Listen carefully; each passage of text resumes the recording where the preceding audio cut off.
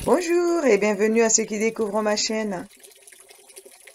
Dans cette vidéo, je vous propose de la maçonnerie et voici le matériel que je vais utiliser. De la colle pour carrelage extérieur que je vais mélanger avec de l'eau.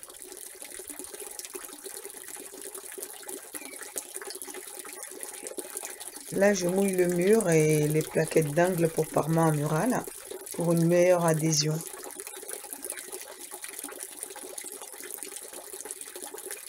C'est de la colle pour carrelage, mais j'espère qu'elle fera l'affaire pour les plaquettes aussi.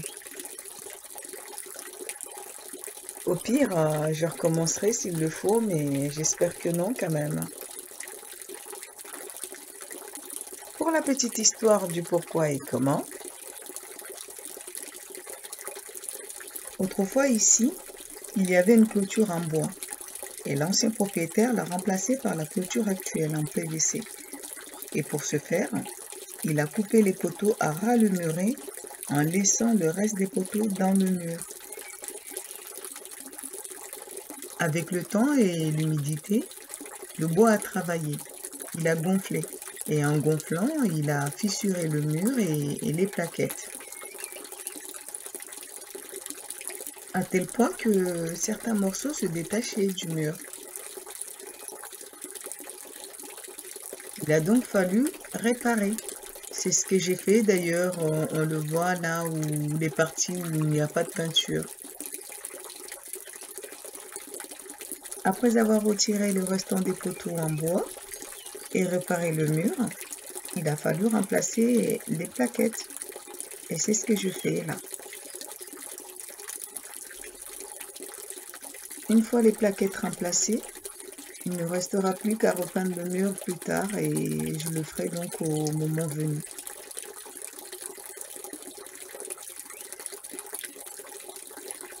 Comment? Oui, je fais aussi le ménage, la cuisine, mais ce n'est pas le propos. Si je fais des trucs de fille, à quoi pensez-vous? Au maquillage? Mais il n'y a pas que les filles qui se maquillent. Et puis, le sujet ici aujourd'hui, c'est la maçonnerie. Bref, assez bavardé. Reprenons. Au fur et à mesure que j'avance, je nettoie avant que ça sèche. Une fois de plus, je travaille au pif, si je peux ainsi m'exprimer, pour évaluer la distance entre les plaquettes d'angle.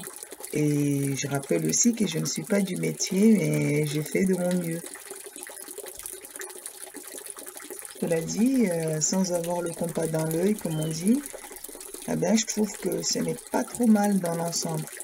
Enfin, vous me direz ce que vous en pensez dans les commentaires.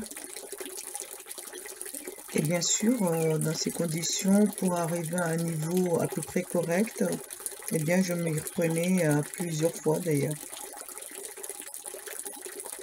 Là, j'attaque la dernière partie avec la crainte qu'il se mette à pleuvoir, car ce jour-là, ils avaient annoncé des averses. Et j'ai eu de la chance, j'ai pu finir et je n'ai pas eu à bâcher pour la nuit, car il n'a pas plu.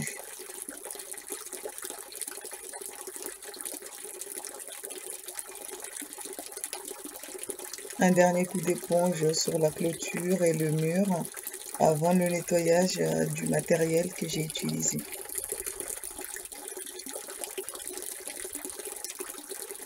Voilà, c'est fini et on peut voir la différence de colle entre celle que j'ai appliquée et l'ancienne qui a été faite avec du ciment et du sable.